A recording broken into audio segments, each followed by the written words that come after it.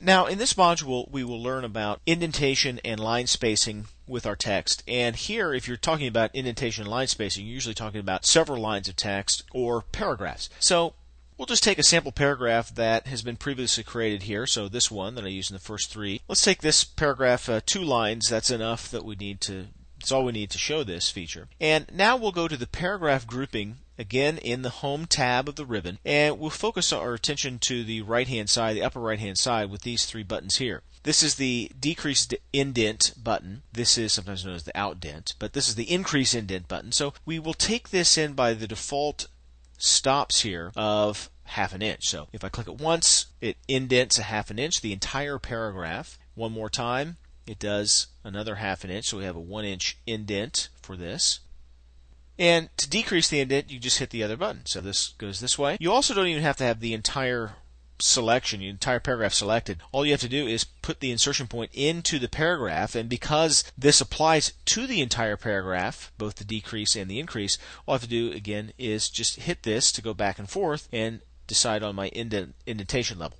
Once I've got that set, and typically most things you're going to leave it justified to all the way to the left, but certainly this can affect like a citation or some quote you're trying to set off from the rest of your text. Another thing you can do to set paragraphs apart from the norm is that you can increase or decrease your line spacing. And that's done with a button right underneath, the one with a double-headed arrow on it with the lines of, I guess that's text, supposed to be text or represent text. But at any rate, get the tooltip that says line spacing, and you can select other options from this menu here. So double spacing would just be 2.0, and it would look like that. And then what's very nice here is that you might notice that you don't get the live preview the way you did before, but you can be very specific and granular about how your line spacing appears by choosing line spacing options here, and that brings up a dialog box. So this may look familiar to you if you've used previous editions of Word.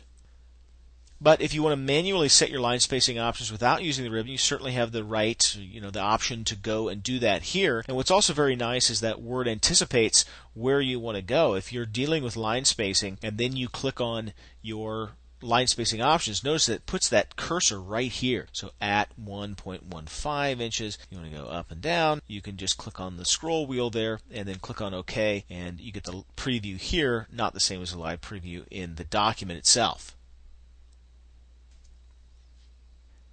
If you want to go and set the paragraph off, in other words, bring the paragraph in on both sides of the paragraph, and this again is especially valuable when you're trying to create a quote, something you're taking from other piece of text or maybe a poem in a larger document. You can also set a right margin, and by the way, if you just typed a 1 and then tabbed over, the default interpretation of a 1 is an inch. So if you just type a 1 and then OK or tab, it's going to bring both sides of that paragraph now in by 1 inch. So that's how Word 2007 lets you set your indentation and your line spacing options. There's one other thing I want to point out here as we're in this section here. We'll go back to the line spacing options to open up the paragraph dialog box. What I wanted to show you here was this mirror indents button while we're dealing with the indentation topic. If I do mirror indents here, it changes left and right margins to inside and outside margins. In fact, let me just reset this to 0 and show you what it'll do.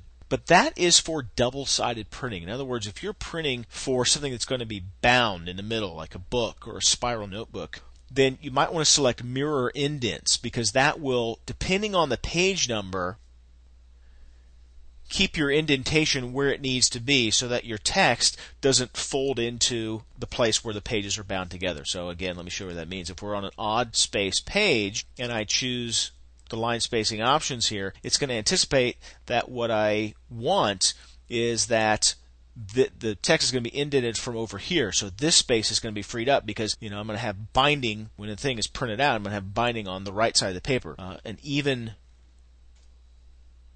page will be just the opposite, where the text will be freed up on this side of the page, again anticipating the binding.